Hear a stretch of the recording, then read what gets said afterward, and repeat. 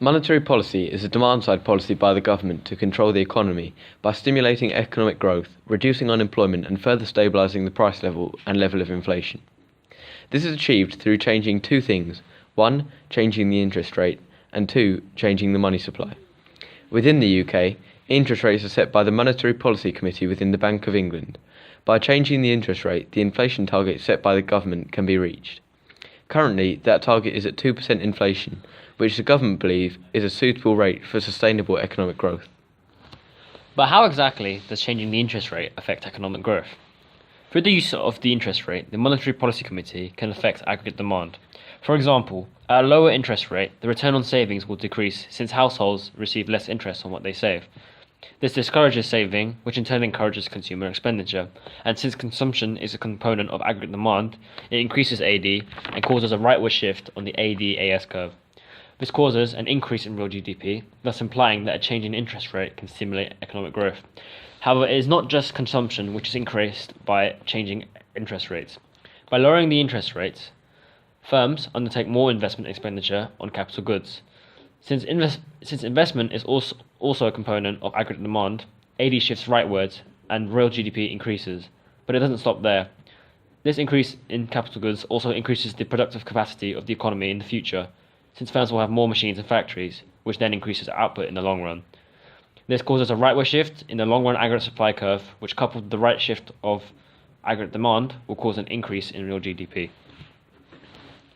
You may be thinking that lowering interest rates will always be beneficial in stimulating economic growth. This is usually true when the aggregate demand curve is on the perfectly elastic or curved part of the aggregate supply curve. However, this is not always the case. Once the AD curve has reached the perfectly inelastic part of the AS curve, then this causes a problem. Lowering interest rates past this point may cause the economy to start overheating. Overheating could increase the price level without any increase in real GDP. Being too close to the vertical part of AS clearly would prove to be problematic due to this danger of the economy overheating. The Monetary Policy Committee must then increase interest rates to reduce the risk of overheating. This would encourage saving over spending, thus decreasing consumption and investment, two components of aggregate demand. This shifts AD to the left and back onto a safer part of the AS curve. However, changing the interest rate is only one part of monetary policy. Sometimes lowering the interest rate will fail to boost consumption, since households and firms may still be trying to pay back debts. This situation is called a liquidity trap. The Monetary Policy Committee will thus have to resort to another part of monetary policy, which is to increase the money supply. This can be accomplished through the process of quantitative easing. Quantitative easing involves increasing the money supply and buying assets such as government and corporate bonds to release additional money into the financial system. This increase in the disposable income of households and the profits of firms would allow them to pay off their debts more easily, thus encouraging spending and increasing aggregate demand. Another part of monetary policy involves changing the interest rate to then affect the exchange rate, which in turn affects the level of net exports of the UK. Decreasing the interest rate leads to an outflow of hot money from the economy, since foreign investors realise that the return on their savings has decreased, and thus they seek to find a better interest rate elsewhere. This decreases the demand for the pound, causing a fall in the exchange rate.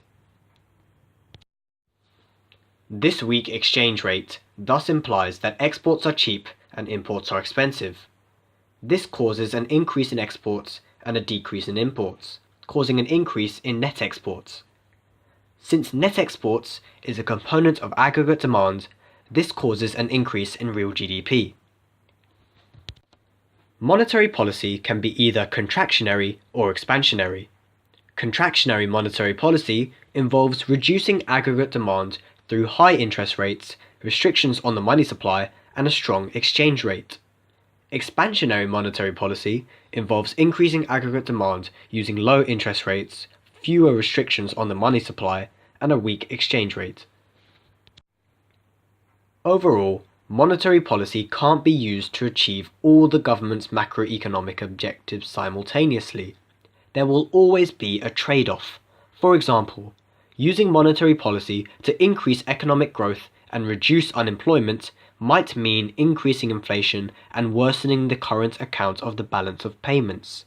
For the Monetary Policy Committee, it's all about getting the right balance by maximizing the benefits and minimizing the disadvantages to the economy, making sure real GDP is very high, but not too high to cause inflation through overheating.